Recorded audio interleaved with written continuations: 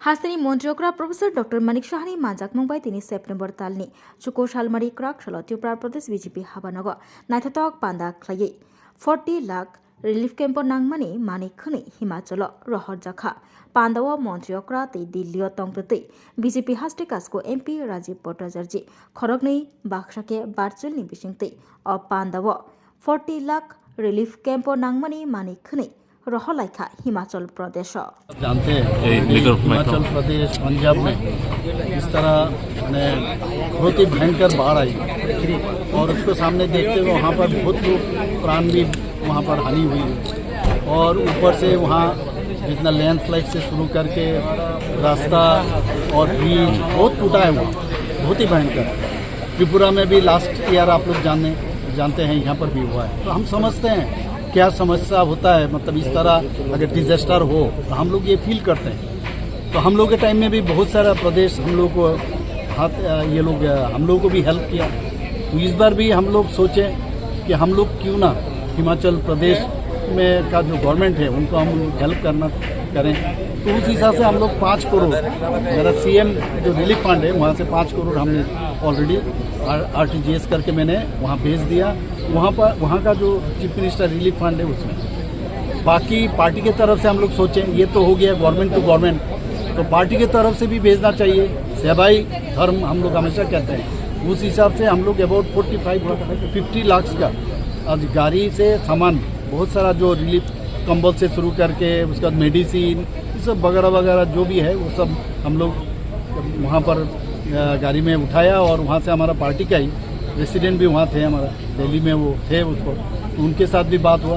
तो यहाँ से आज फ्लैग ऑफ हुआ, ये वर्चुअली वहाँ से हमारा प्रदेश बीजेपी का जो सभापति है राजीव भट्टाचार्य जी वहाँ से किए और हम लोग सब मिलके यहाँ से हम लोग किए। तो ये एक जेस्चर होना चाहिए सब, जब कोई भी किसी में तकलीफ हो किसी का प्रॉब्लम हो एक दूसरे का हाथ बटाना चाहिए और हम लोग उस दिशा में हम लोग काम कर रहे हैं। और ये जो सामान हम लोग बेच रहे हैं आज भेजे हैं ये सब जाएगा वहाँ का पार्टी का जो है उस पार्टी के लेवल से और तो पार्टी के थ्रू से भी पार्टी टू पार्टी और वहाँ से गवर्नमेंट टू गवर्नमेंट हम लोग दिए हैं 5 करोड़ और आज अबाउट 45 to 50 लाख का सामान हम लोग भेजे हैं ताकि वहाँ का जो पीड़ित लोग हैं इनके लिए थोड़ा सा अगर उनका कुछ हम काम आए तो ये बहुत ही अच्छा लगेगा। ये हम लोग का ডিসিশন নিয়েছি যে দিল্লি থেকে সেটা রানা হবে। তো সেই অনুযায়ী আজকে আমরা আমাদের ত্রিপুরা প্রদেশের মাননীয় সভাপতি শ্রী রাজীব ভট্টাচার্য মহোদয় এখন দিল্লিতে আছেন, তাই ওনাকে আমি বললাম যে আপনি ওখানে থাকবেন এবং সেখান থেকে আপনি ফ্ল্যাগ অফ করবেন এবং আমরা এখানে থাকব। তো আজকের যে ব্যবস্থাপনা যে ত্রাণ সামগ্রী আমরা হিমাচল প্রদেশে আমরা পাঠাচ্ছি সেটাকে কেন্দ্র করে আজকের যে এখানে ব্যবস্থাপনা সেই ব্যবস্থাপনা আমাদের মাঝে উপস্থিত আছেন ভার্চুয়ালি দিল্লিতে খুব সম্ভব ত্রিপুরা ভবনের সামনেই আমরা রেখেছি।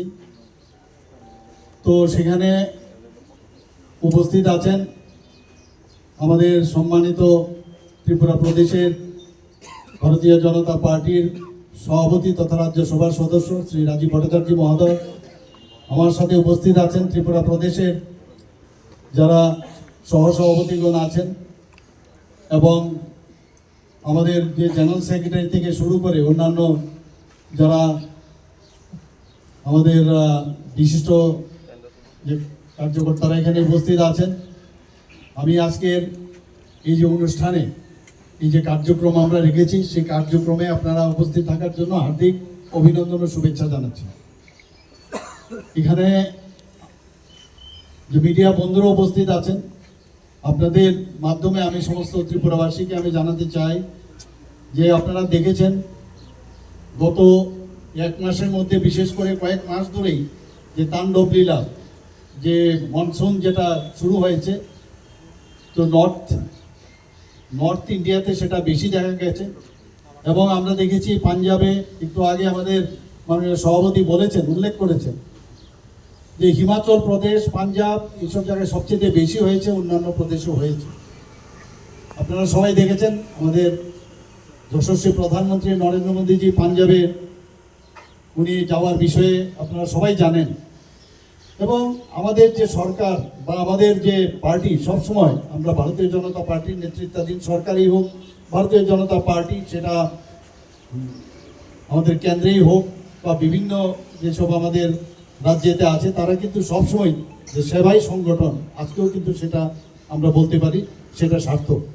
কারণ মানুষের যখন সমস্যা হবে সেই সমস্যার দিকে হাত বাড়ানোই আমাদের উচিত এবং সেই কাজটা আমরা করছি।